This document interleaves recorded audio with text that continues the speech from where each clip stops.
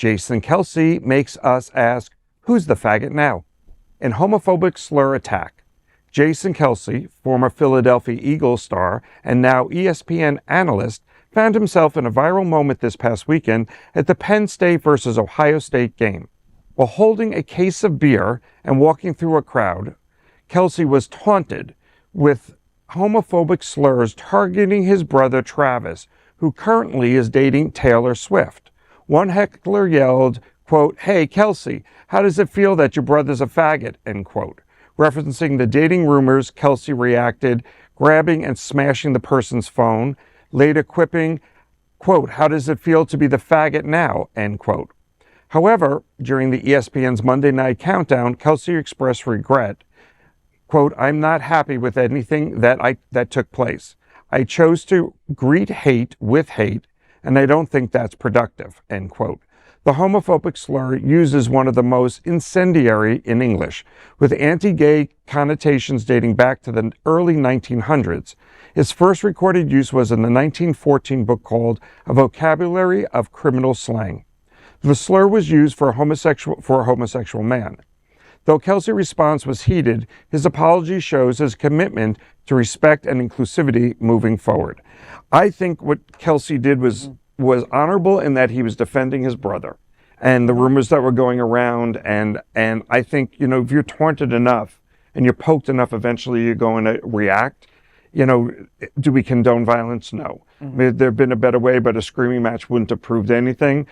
I think that he could be condemned for what he's saying by the general public, or he can be embraced by the fact that he not only apologized, still defends his brother, and is a spokesperson, if you will, without knowing it, for the LGBTQ community in general by saying, he took violence to say you're wrong, don't call anyone that. And the word faggot is a trigger word. Oh yeah.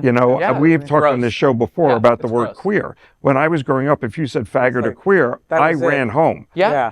Because those were words that fighting still words. When I was growing up, faggot was the number one bully when I was in high school. That was what I was called 7 days a week. That's what it was. So, and I've had to work through the word queer over time, because from our generation, Cindy and I, if someone called you queer, that was incendiary. That was a call to fight. Gross, right. That was gross. Yeah, it's much different now, and I'm glad the young people are and they're embracing it and giving it a different connotation, but there is that respect for those of us who it's a trigger. When you say it, you're not going to necessarily get love out of me immediately.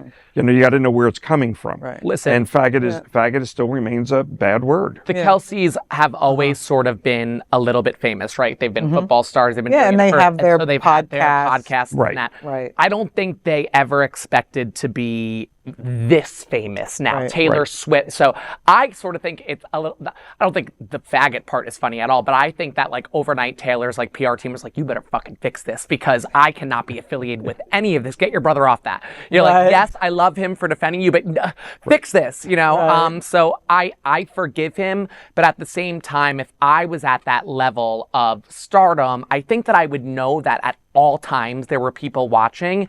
The phone throwing down seemed a little extreme. Well, I would also say that, ever since Travis and Taylor started dating, this family the Kelces have been ridiculed and called out for nothing. And, Travis is a great person. He happens to be dating, a mega star. Right. But what makes people think they have the right to say things like that and to say it in public? And there's a tipping there, and I will say kudos to him for reacting, and his apology was also appropriate.